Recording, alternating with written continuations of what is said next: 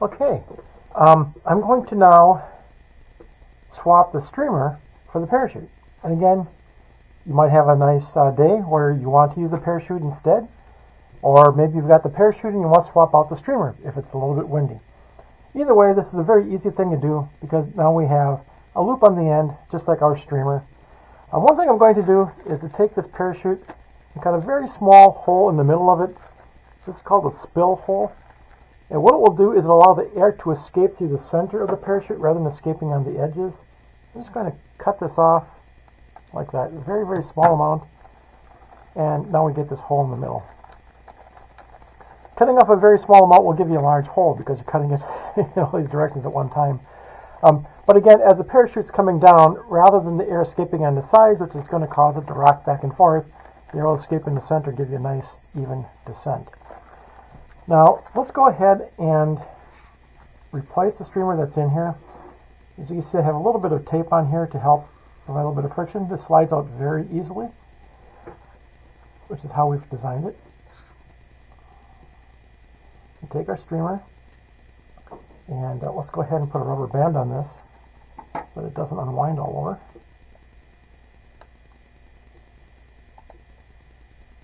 Okay.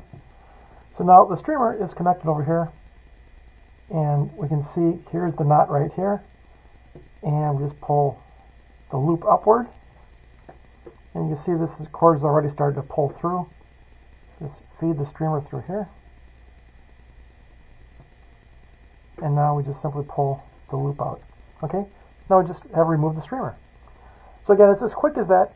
If you have your parachute and you say, gosh, I want to put the streamer in, no problem. You have the streamer, say, well, I think it's a nice thing, I'm just going to go with the parachute. It's really easy to swap.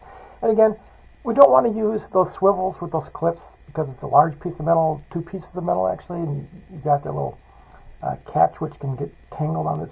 But the knots are easy. The knots are really easy to do, and having this metal eyelet here gives us a way to prevent from tearing the nose cone eyelet off. Okay, so now I'm going to go ahead and attach this same way that we did the streamer. It's going to simply push this through the eyelet,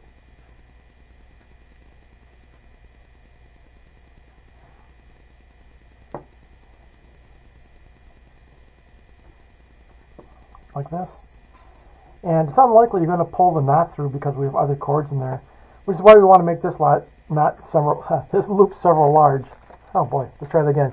This loop somewhat large, so we can pull the parachute through. I'll just pull the parachute through this loop. Now we just pull it tight, like this, and there we go. We now have our parachute mounted and we're ready for flight. If all of a sudden the wind kicks up, you can very easily just switch your streamer back in just by taking the parachute loop and pulling it apart. Okay, so that's it for this. The next one we're going to fold the parachute, and that's going to be interesting.